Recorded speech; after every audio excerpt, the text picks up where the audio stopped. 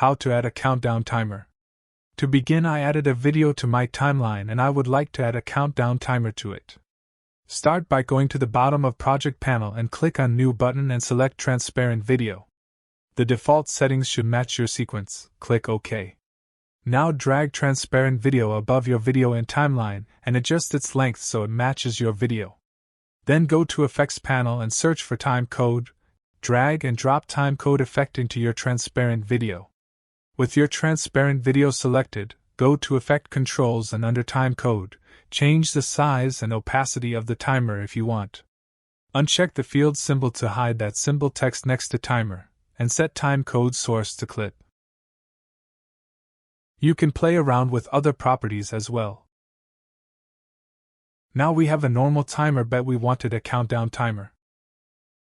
To do that, first right-click in your timer and select Nest, and click OK.